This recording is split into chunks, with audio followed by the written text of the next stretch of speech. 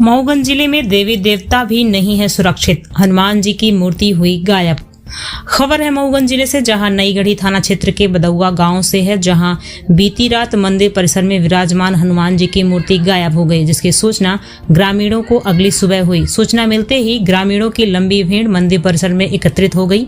पूरे मामले की जानकारी नईगढ़ी थाना पुलिस को भी दी गई, लेकिन भगवान के साथ इस तरीके की हरकत करने वालों का अभी तक कुछ भी सुराग नहीं लगा। मौके पर पहुंचे अगस्त क्रांति मंच के संयोजक कुंज बिहारी तिवारी ने कहा कि क्षेत्र में ईसाई मिशनरी काम कर रही है, धर्मांतरण का कार्य जोरों पर चल रहा है और हिंदू देवी देवताओं के साथ इस तरीके की घृणित हरकत कर रहे हैं। अगर प्रशासन तत्काल इनके ऊपर कार्यवाही नहीं करता है तो हम सब आगे की रणनीति तय करेंगे। आइए सुनते हैं ग्रामीण जन पूरी घटना के बारे में क्या।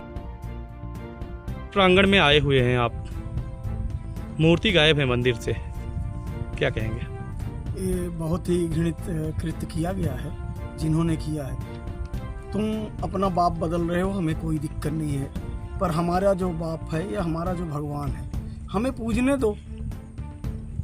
तुम क्या कर रहे हो उससे हमें दिक्कत नहीं है, तुम नहीं मान रहे हो तो ठीक है, लेकिन जो इस तरह का कृत्य किया गया है एक प्रायोजित तरीके से किया गया है। आप सबको पता है कि 4 दिन पहले इस तरह का कृत्य किया गया था और ये ईसाई मिशनरियों का काम है या जो मादक पदार्थ के माफिया हैं उनका भी काम हो सकता है पुलिस का ध्यान भटकाने के लिए।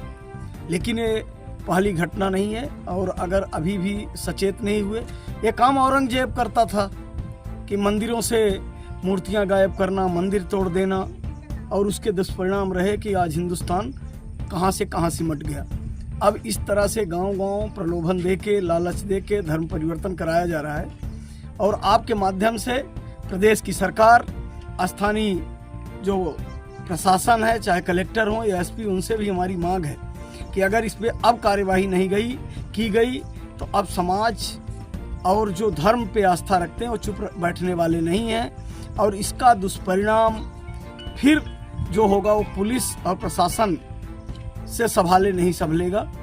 इसलिए आपसे मांग करता हूं कि इस तरह का कृत्य करने वालों को पहचान करके और ऐसी सजा दी जाए कि एक नाजीर बने, दोबारा कोई इस तरह का हमारे धार्मिक आस्था के साथ, हमारे देवताओं के साथ इस तरह का कृत्य ना कर सके।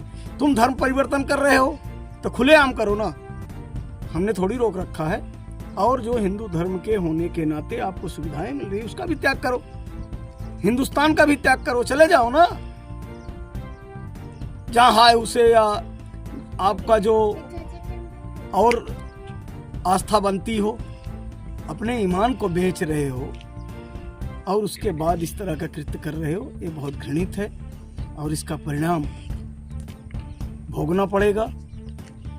और खासकर बजरंगबली तो सारे संकट का हरण करने वाले हैं।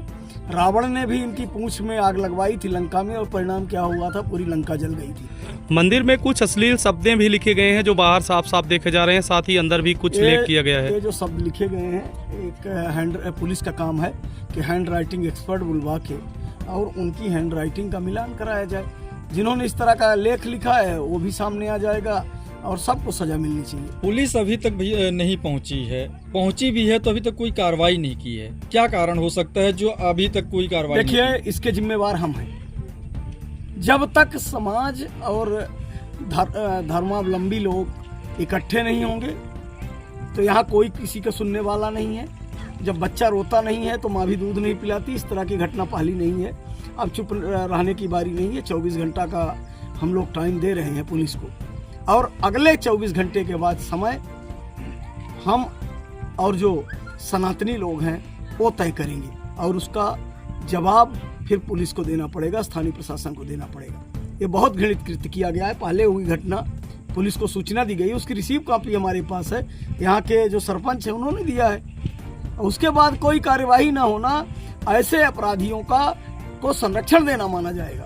इतनी हाईटेक टेक्नोलॉजी देश में कहते हैं उपलब्ध है, रात में मूर्ति गायब हुई। रात के समय मंदिर के आसपास कौन से टावर लोकेशन मोबाइल एक्टिव थे? आपने सही कहा है, साइबर का उपयोग करके और इस मंदिर के आसपास कौन से मोबाइल एक्टिव थे, कितने बजे तक एक्टिव थे, उनको चिन्हित करके उन नंबरों को। और अगर पुलिस चाहे, आप देख रहे हैं कि पुलिस अगर अपने पे आ जाए तो 2 साल पहले जो हत्या हुई थी उसका 4 दिन में कैलाशपुर में खुलासा कर देती है, तो पुलिस के लिए बहुत बड़ी बात नहीं है। और इस तरह के कृत्य में अगर पुलिस इस बार कठोर कार्रवाई नहीं होती तो यहाँ की स्थितियाँ और बद से बदतर होने वाली हैं।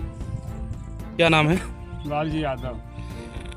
कब जानकारी हुई आपको कि मंदिर में मूर्ति नहीं है हनुमान सुबह जी? एक औरत मेरे गांव की साकेत की है, यहाँ पे गाय लेके आई। उसने करीब 6:30 के बीच में यहाँ से गए तो लोगों से चर्चा की कि हनुमान जी पुनः फेंक दिया गया, हनुमान जी गायब हो गए, हनुमान जी वहाँ नहीं। हम लोग वहाँ से फिर आए, कई लोग इकट्ठा भरे, जब यहाँ आए तो पूरी नहीं पाए हनुमान जी को, फिरने ढूंढने लगे। ये भी भैया भी रहे, कई लोग सारे लोग रहे, हम लोग तबाही में भी हिले, उनका भी पता लगाने लगे, हेलने ढूंढने लगे, कहीं नहीं मिले। इसके पहले भी 3-4 दिन पहले एक मामला प्रकाश में आया था। जी सर, परसों एक बार पुनः फेंका गया था। हम लोग 3-4 बार मिलकर उनको हेरे, थोड़ा सा गहरा पानी में मिल गए थे, तालाब में मिले थे? तालाब में ही मिले थे। और उनको फिर ले आए, हम लोग विराजमान किए हमारे गांव को। तब आपने स्थानीय पुलिस को सूचना दी थी? हाँ, सूचना दिए, भैया को बताए और अपने गांव के जो प्रधान वर्तमान समय हैं उनको भी जानकारी दिए, जो प्रमोद भैया हैं उनको भी जानकारी दिए। कई लोगों से हमने बताया कि ऐसे ऐसे घटना मेरे तलाई के अंदर हनुमान जी की हो गई है। आज यहाँ पर जब बजरंग बली की गायब होने की सूचना मिली, मौके पर पुलिस पहुंची थी? जी आई थी, जी पुलिस आई थी और गांव के हमारे बहुत लोग यहाँ इकट्ठा। कौन ऐसा कर सकता है, आपको क्या लगता है? अब सर इनको क्या बताएं कि ऐसा कौन इकट्ठा, अपने को तो शंका नहीं है कि ऐसा कौन कर सकता है, जानकारी अपने बीच में नहीं है।